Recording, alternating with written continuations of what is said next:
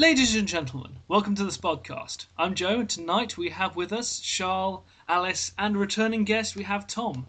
Since it was a fairly slow news week in terms of Western animation, I've asked for the members of the cast to bring in a number of topics. And does anybody want to go first? I vote Tom. I vote no. Okay, I vote Alys. Okay. Okay. Well, the main news story in Western animation I can find at the moment is that Brave is finally being released in Britain. It was released yesterday. It came out in Japan first. I mean, nothing comes out in Japan first except anime. Ugh. It's been out in America for like months now, but now us Brits can finally watch it in all its Scottish glory. Yeah. But Why was it not released in Scotland first? yes, it was. It came out in Scotland like 10 days ago. Which makes sense because, you know, Yeah. they're likely to understand it first. So we're going to be having an English. So we had to wait 10 days for the English to Scottish, the Scottish to English translation. Then. Precisely. Because as we all know, Japan has more in common with the Scottish than the English do. No, this is Pixar. I didn't say anything about Pixar. Oops. Anyway. Well, the Japanese are well known for their caber tossing. Exactly. And rowdy ways. But anyway, yes. So Brave. Shall we? What's people's general opinions of it? Because at the moment, most people, I've only seen trailers of it, and I've sort of heard bits and pieces about it. So I want to hear your thoughts on it. I enjoyed the trailers. I enjoyed the cute character design of the girl and all her frizzy ginger goodness. And when I saw the trailers, I've kind of figured out the plot rather quickly because it's like you see the family, then you see the fact she has 3 triplet brothers, and you're thinking, there's 3 triplets. And then later in the film, you can blatantly see in the trailer 3 bear cubs. I wonder where this story is going. Yeah, I think, as far as I can tell from trailers and stuff, it looks like Merida's supposed to marry, as the, princess. She's supposed to marry one of the 3, clan heirs. Yeah. But she decides to screw the rules, and in one of the best trailers, wins her own hand in marriage. And her parents are rather pissed about this because it's a very old tradition. Well, And by doing that, she like unleashes a curse that turns her family into bears or something like that. of course, this is all sort of speculation because we haven't actually seen the movie. Actually, Yeah, I'm very excited for it. Yeah, I'm just thinking with one of the. I'm just thinking with one of the things that I sort of picked up from the trailer is the fact that her dad is perfectly all right with this, but her mum is the one who brings up the whole thing, and her dad, incidentally, played by Billy Connolly, who I'm a massive fan of, and her mum's played by. She's played by Emma Stone, isn't she? Or not Emma Stone. And what's her face? The one who frightened Stephen Fry with her tits. Oh yes. Yeah. Quick. What was her name? What was her name? Emma Thompson. Emma Thompson. Yes. So, Tom, any thoughts on Brave at all?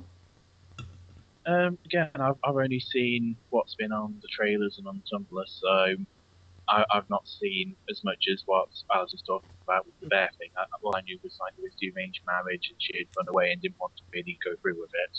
And it's a whole massive, one of Pixar's first massively feminist films. Yeah, it's the first one with a female protagonist for a start.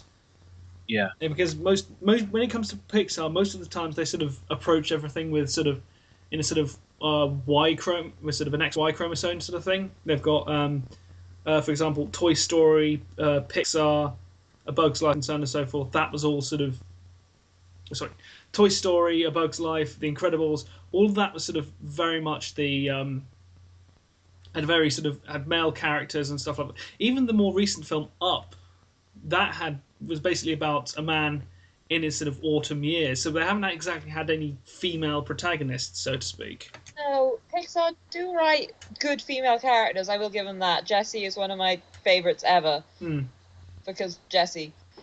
But they're very good with race, and they're very good at stories. But they're not very good at female focus. I mean, I've seen a lot of American critics being like, "Oh, well, Brave isn't very good because all the male characters are, they're on the sidelines. They don't do much in the plot." And to which the only response I can think of is, "Wow, that must suck for you." That must be so awful that there's one film that isn't all about men. Oh yes, males have such a hard life. I know, all this female focus in Hollywood. Oh yes, we feel so sorry for you, Joe and Tom.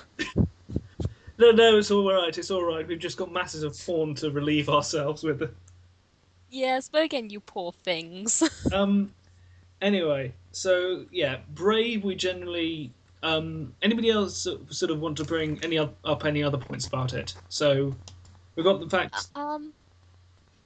I did like one thing about the trailer when every princess runaway story is the fact she leaves her responsibilities, she finds the life she wants, and she gets to live happily ever after. With a love interest. Yes, I like the fact that the mother in the middle of this trailer turns around and says, "Are you prepared for what your freedom will cost?" Because she has a great responsibility. It's not something she can run away from. It's like, "Oh, don't worry, we'll have a backup that'll sort this all out." She's not royalty forced into a position because they are against it. It's because it's a responsibility she has to uphold, and she can't run away from it. And they don't really bring focus to that, really. I mean, I think in the movie they sort of bring a little bit more focus to it, but possibly. Again, we haven't seen it, so this is all just speculation at this point. But I think what could be quite interesting is the idea that it's taking this very sort of classically. I kind of like the idea. It's sort of a very classically male sort of tale of a prince who just wants to be himself and doesn't want to settle down and be married and so on and so forth. And they've actually done it and gender flipped it and actually made it so that it's the woman who's like, "I'm off to do my own thing. I'm off to do my own thing, and screw you all." And whilst she's not portrayed as a villain, the mother sort of is antagonistic, but there's also sort of there's quite a lot of elements of truth to it as well.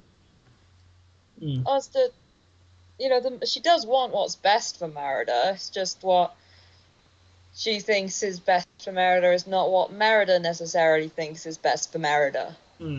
Kind of thing. Yeah. And I am very interested in it. And also another good the thing I've heard about it which pleases me is that she's finally a Disney princess. Well, technically a Pixar princess, but she is in the Disney princess lineup officially now. She doesn't end up with a love interest. She doesn't end the film with a boyfriend. Which I'm not against females ending the film with a love interest. It's just really nice to have one who finally doesn't. Also, by the end of the film, does anyone tame her hair at any point, or does she keep the frizziness? I would assume Pixar wouldn't go to the trouble of animating that wonderful mass of ginger and then have to hide it in the end. Well, I just think if anyone would tame it, I would just turn my head in the movie saying, "No, because of that one thing I now hate it. I don't care how good the story is. I want the frizziness." So one of the interesting things is the fact that you were saying about how the fact that she doesn't end up with love interest and she sort of remains the platonic Disney princess, would you say? Because I read one or two articles where sort of fairly unfairly sort of the person basically put her down as the first lesbian Disney princess.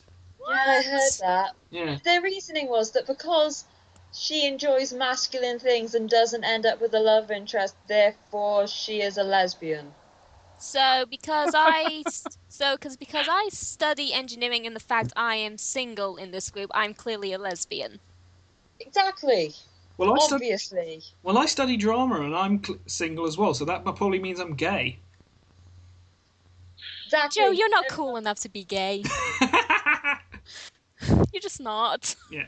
I know, he has hair big enough. Like Mara does. That is true. Give Meredith a beard, it could work. So, yeah, Braid generally gets the thumbs up from us, I take it. Yeah.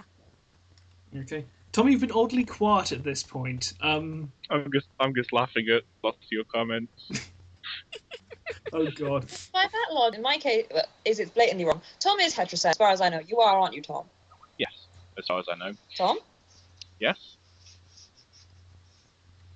But then Hello? you would be, by the logic, you would be the most heterosexual among us. Well, you are the most heterosexual among us. Yeah. I'm sorry. Let's not kid. I've lost my logic. Basically, I'm a lesbian and I like lady things like sewing and literature, so yes, the idea that your sexuality dictates your hobbies is bullshit. Take that, people. Take that, gender roles. Fuck the gender binary. Yeah.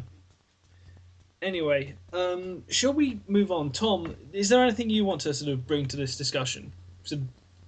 The sort of topic you wanted to bring? You mean talking about Brave or onto the next topic? Shall we move on to the next topic then, guys, or...? Next topic's fine. Alys? Okay. I don't think I have anything else to say about Brave other than people should see it. I'd agree with that. Okay. So the bit I was thinking about was there's all of Marvel did a collaboration with the anime producers Madhouse recently to bring out, I think it was Wolverine, X-Men, and Iron Man, as well as I think Blade, but Blade's a bit hasn't really come to the front that much. It's mainly those three that appeared, and it's interesting how a lot of the time you get crossovers coming from Japan that appear in like the Western sphere, things like Sailor Moon, Pokemon. It's interesting seeing how something that's been this popular translates into the Japanese formats. Okay, so I've only seen one or two episodes of the Wolverine anime and the X-Men anime. So thoughts, opinions, general stuff. I've only actually I was meaning to watch a lot of them today, but it turned out I didn't actually have work, so I only actually got to watch the first of each one. But it's what I really like about the style is that they've gone for a very, very realistic style. So it looks absolutely brilliant. The artwork is so beautiful on it, and of course, things like the Japanese style, it works very well with Iron Man because the Japanese are brilliant at mechs. So the Iron Man suit works well with that. Storyline so far has been quite interesting. I'm not sure whether there's an English dub of it, but I've been watching the Japanese, and all the voice acting seems to fit quite well with the characters. They need to get Steve Blummer's Wolverine. I'm sorry, they need to do that. Yeah. And also, one thing I've quite liked as well is that aside from translating the art style slightly, they've not done a full character redesign. They've kept very similar to the most recent site designs of them. And it just looks like an absolutely beautiful anime, and it looks really well done. And I think, well, as long as there's like an English dub, I think it will translate very well back into the Western media as well. Well, you say that, Tom, but when it comes to sort of particularly the Wolverine anime, it looks like he's just come out of Kurosatsu. Yes. Yeah, I will admit in the Wolverine he does look a lot younger in that, but in the X-Men, for some reason they've got him looking quite a lot older. Yeah, and in the Wolverine anime, he's a hell of a lot taller than he actually is. Anyway. And he drinks Canada Gold beer. Yes. Other people's opinions on it. I've seen the first half of the X-Men anime, as not too long ago. Myself, my girlfriend, and good friend Smooshy, decided we were just going to watch all of the X-Men, including the anime. We still haven't managed to persuade Smooshy to give the Wolverine anime a look, because she objects to Bishonen Wolverine. Oh, but it's brilliant. I keep saying that, but no. Smooshy has a very set idea about Urabirinu, and the idea is that he's Papa Wolverine from X-Men Evo, not Urabirinu. I would recommend the X-Men anime, because from what I've heard, it's the best out of those 3 that have been released so far. And it's very fun. It's inherently silly, and sometimes doesn't make much sense, and there's, the necessary Japanese schoolgirl character inserted in. You mean Armor, the character Armor? She's part of the comics originally. Not sure, but anyway, continue, Alex. Is that her name? Oh right. Armor, yeah. I'd never heard of her before.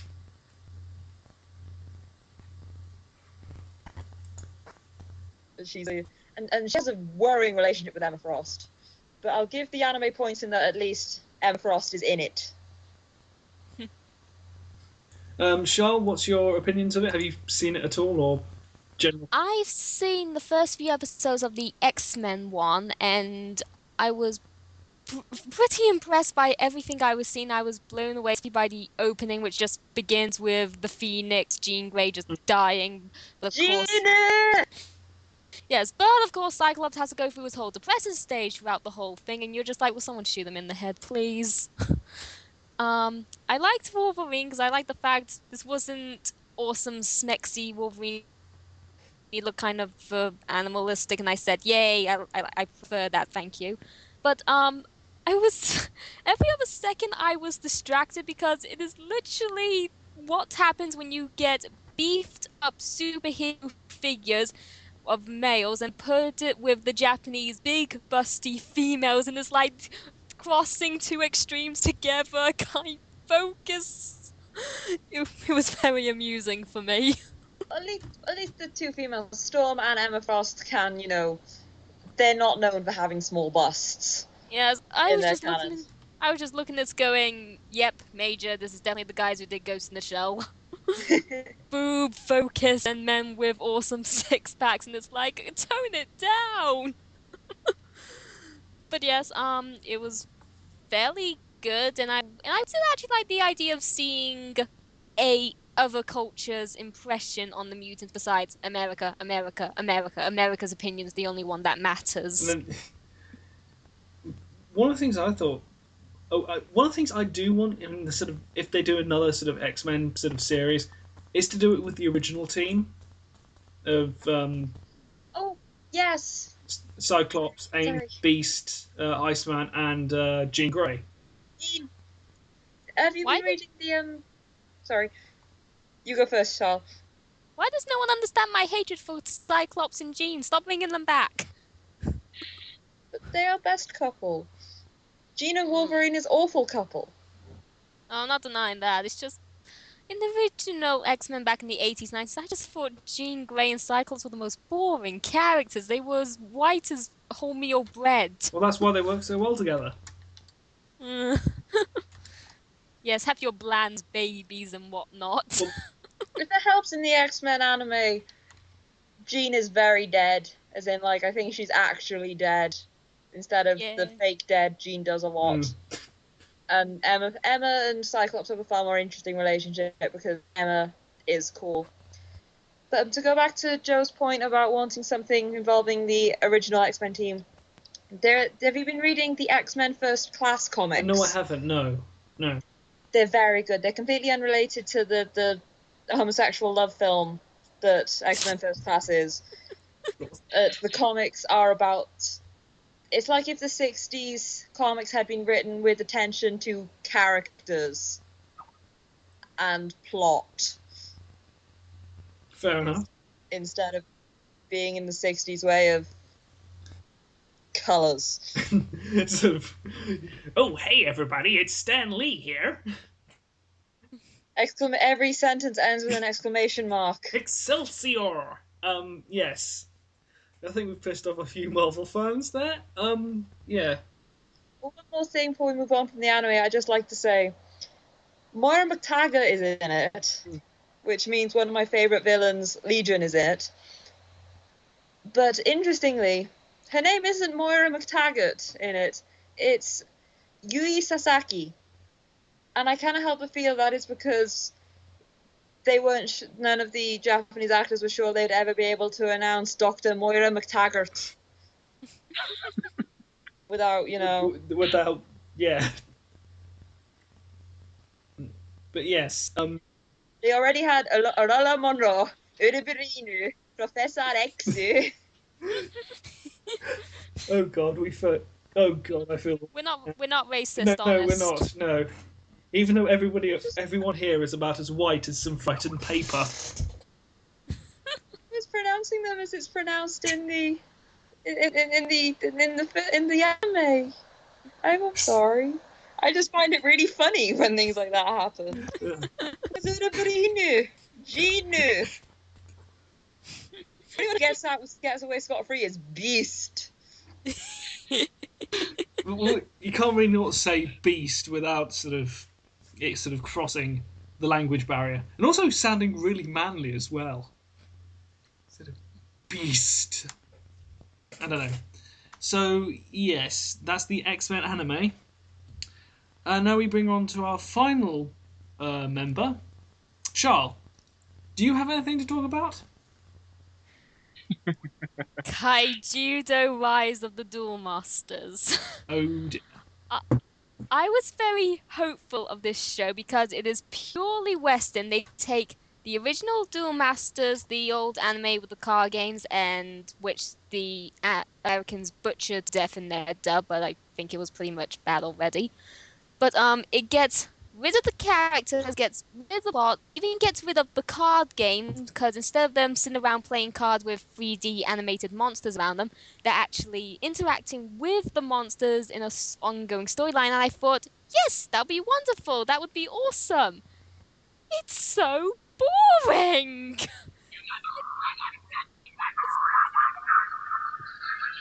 not even Duel Masters. Well, it's not even in name only because it's a subtitle. It's just Kaijudo. But yes, the show in the first 3-episode premiere put all its cards onto the table. We know who the main bad guy is. We know what's going to happen to the kids. We know about the masters. We even know about who the mole in the organization is, and we're no one surprised when he turns out to be a bad guy. It gets rid of all any sort of suspense, and the main character, the boy, Ray, annoys the hell out of me because he is Gary Stu. He is perfection reincarnated. Yeah. He's a wonderful artist. He has a brilliant relationship with his mum and his granddad. He knows some self-defense, or at least knows how to stand up for himself and do what's right. He's the one who practically masters this Kaijudo thing first time ever, even though you'll notice in the episodes the teachers don't teach them anything. And he's the only one who's ever turned around and said, I'm going to befriend one of these creatures. No, that's a bad thing. Why? He likes me. Oh, we never tried that before. You've never tried that before. No, we just keep them in cages and that sort of stuff. So yeah, I take it this is another new punching bag for you. It seems. I'm afraid so. I mean, they're set in a city, but it's completely empty. There's no background characters walking about. There's no cars driving through. There's no one in sight. Even the secret club they're hosting, training monsters in secret, it's less than 10 people, and it just feels so empty. I find that really creepy. What if it's a post-apocalyptic future in which everyone has died except them? That would be a good explanation. Yes. Or maybe it's just like a dying dream from this main character that he's trying to, feel like his life had some meaning as his life slips away from him in the last hours of a plague. In which case, if he was having a fever dream, he probably should have changed his haircut. He's got this weird haircut, which is sort of... It basically looks like, Shadow the Hedgehog. It looks like if his hair got wet and sort of plastered all over his face. No. It Maybe looks like... that's the hair. No, it looks like Jake Long from American Dragon, except if you dyed the green parts red. Maybe that's the hair he always dreamed of. It's also got some a bit dodgy like voice acting with some of the accents they do. I think it's like the main like teacher mentor one is meant to have like a Spanish accent, which is very, very clearly there in the first episode, and then it kind of comes in and out depending on whether they remember it or not on different episodes. And it's some of the other characters seem to do similar things as well with that. It seems a bit inconsistent. Could be a lot. It could be worse. I mean, they could have given him the Speedy Gonzales accent. And the Master of Monsters. Oh, that would have been epic. Yes. So I take it. What are other people's opinions on this then? For what it is, just like a kids program, it's not the worst one out there. It's got some major holes for people, for like adults watching it as a more serious thing like us. But saying for kids, it's not too bad. Alys, have you got anything to add to that? Or? I didn't know we were supposed to watch it. Oops, I'm sorry. Oh well. That's Sorry. That's all right. I've got to save the links. But from the sound of it, it kind of sounds like so bad it's kind of wonderful, to be honest. It's not. From what I hear about it, I'm kind of glad it exists. Although it also sounds kind of like a post-apocalyptic version of Pokemon. Like, maybe that's what this is. This dude watched so much Pokemon and he wanted to be the best Pokemon master, but you can't be the best Pokemon master because Ash is the best Pokemon master. So he decided he was going to be the first Pokemon master. Ash in his... Pardon? Ash is crap at Pokemon. He is. He's dreadful. How many badges does he get? What's his win record like? Dreadful. Yes, he stopped. Everyone hates Pikachu. I don't. I want to Most kill people it. hate Pikachu. Pikachu's the best ever. No, he's not. I think Yes, he Mike has is. a dislike from this one. And here's me thinking that my comments about Batman was going to be the most controversial episode ever. Anyway, yes. So I take it this series doesn't sound particularly... I've watched the first episode of it, and I have to pretty much agree with everything that Charl has said on this. And for me, it just sounds like it's just... It sounds like a how-to guide of everything you shouldn't do when making a sort of compelling kids show, or making something that kids will remember later in life. This show wouldn't have such a big impact on me, but the fact is it had all this potential, and it completely failed on every mark. So the art style doesn't really appeal to me. It looks kind of flat.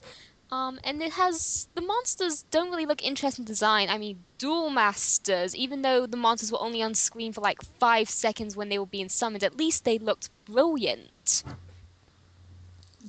it just sounds like wasted potential then. And the fact is, you can look at it and point out other stuff. I already mentioned American Dragon, but you can clearly see Avatar: The Last Airbender. You can see Jackie Chan in there in some places, and it's just like, if you're gonna take inspiration, put something in it. Yeah. Okay, But if there's one more thing I'm allowed to bitch about, other than the fact they don't have power gloves since, well, they call them gauntlets, but if it goes up to your wrist, it's a glove, it's not a gauntlet. But the other one is, they took my lovable girl from Invader Zim and morphed him into a weird water creature. It's clearly Gurr, you can see it. The hair that has the eyes that go red when he goes all serious, it's Gurr. if it helps, Gur sold out long ago. He sold out to Hot Topic. I have a t-shirt of him. Which one is it? Just him with his piggy. Okay. Well, there are... But I am a fan of Invader Zim, and therefore I dislike most of what Hot Topic have done with it. It's such a dark show. It's amazingly horrific and dark and awful, and it doesn't have a place on sassy t-shirts. If you think Invader Zim is for sassy t-shirts, you've not seen the organ harvesting episode. Oh, I can't believe they got away with so much in that episode. I know. Oh, Jordan Vasquez. His hatred for everyone is so obvious. Yep. I mean, who turns around to this guy and says, we've looked at your resume and it's literally called Johnny the Homicidal Maniac. Do you want to make a Saturday morning kids show? And then fired him for making the show too dark. Well, what did they think he was going to do? Did they not see any of his work? Just before Invader Zim started, he had just published Squee's wonderful Big Book of Doom. Is that what it's called? It's a really long title. Yes, I like the cover because it's just him and it says, "Buy me or I'll die." Mm-hmm.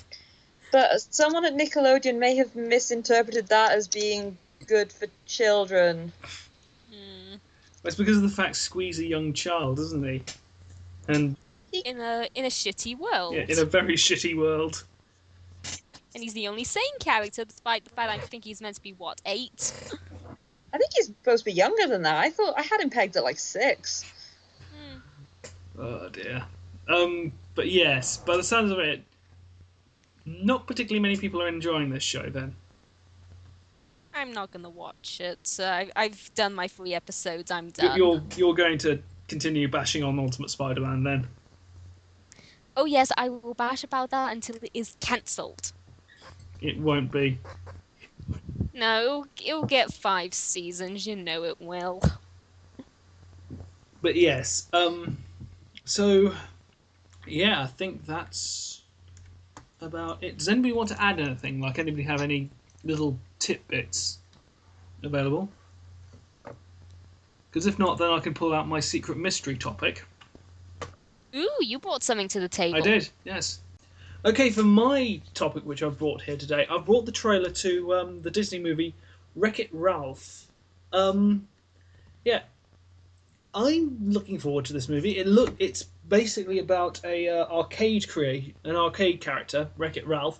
Basically, sort of think of him as Donkey Kong, and he basically decides, you know what, I've had enough of this. I'm going off to explore other games, and so he goes off and starts exploring around all sorts of different games in the arcade. And it's all about him sort of discovering himself and so on and so forth. So, what do people think of the trailer? And sort of the movie by Bowser and Dr. Eggman and Ghost and it's all there! How did they get the rights to this? I mean, I guess they're Disney and they can afford it, but... I'm amazed they managed to get those guys.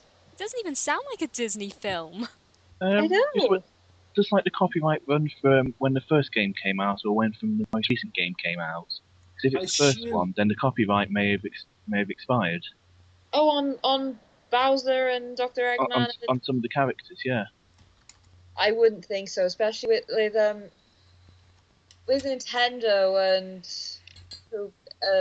Sony, the people who make Sonic. Yeah. Sega. Sega, right. Sorry. I can't imagine they'd let the copyright on those characters run out. I imagine that they renew it quite often. I'm not sure how video game copyright works, but I know with books it's like 80 years after published or author's death, depending on which is longer. Something like that. I'm not sure if it's the same with video games, though, but basically I think Bowser, Dr. Eggman are definitely still under copyright, so well done, Disney. Seriously, holy fuck.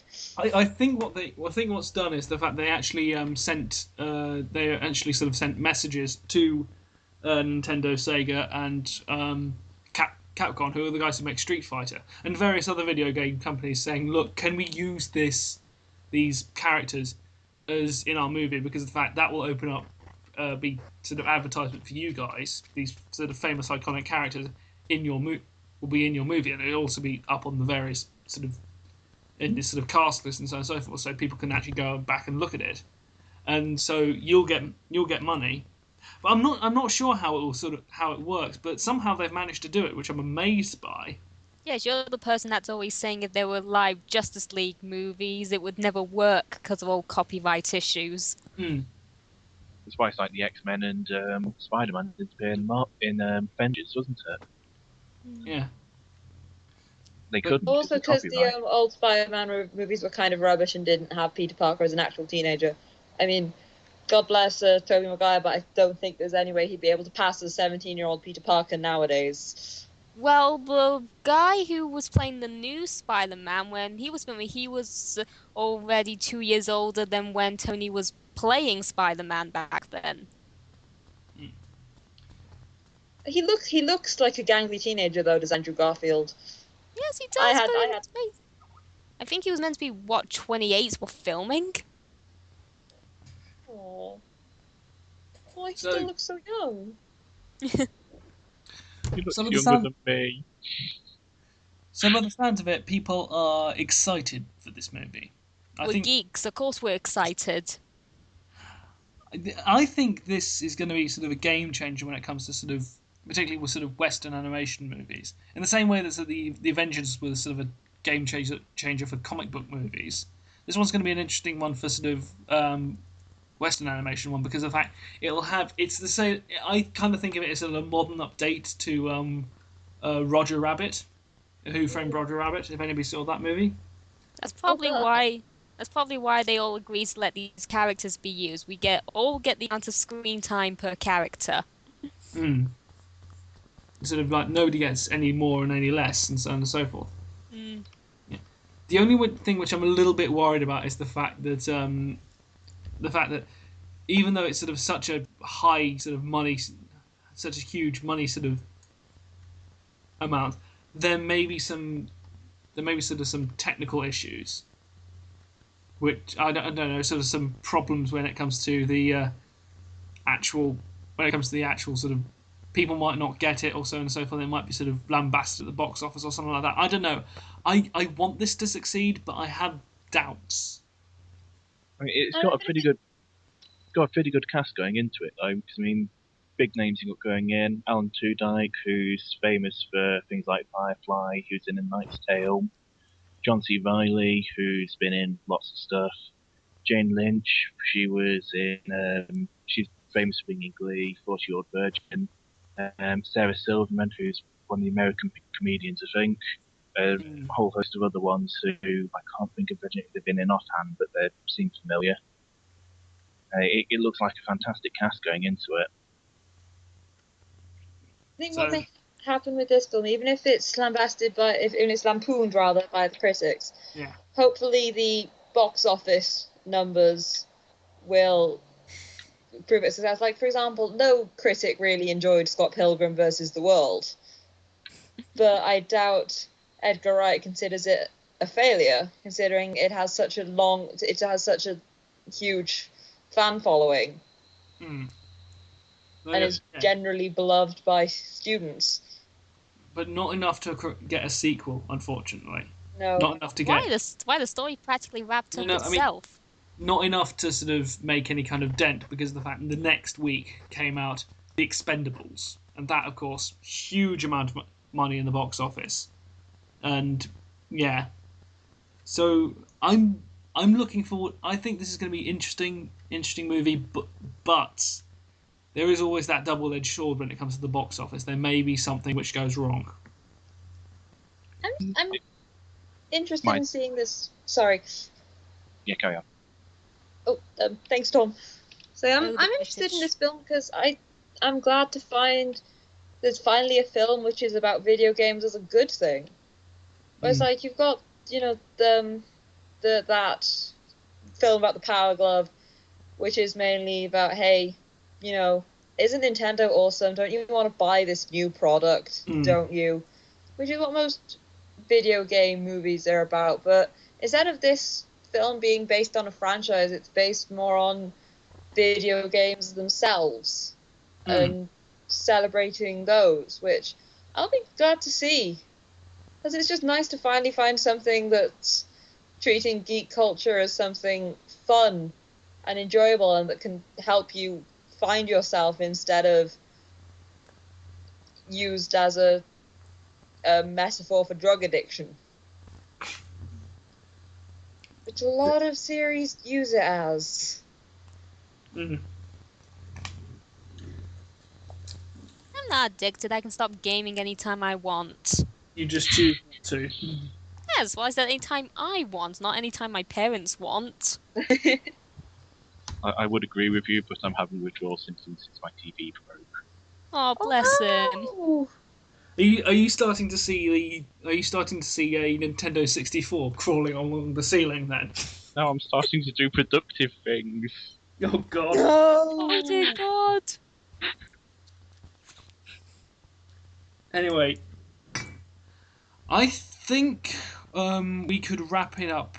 I think with that we can wrap it up there. So it's good night from me, and I think it's good night from everybody else, and we'll see you all next time. Goodbye. Or good morning, Bye-bye. depending on when you're watching. Bye.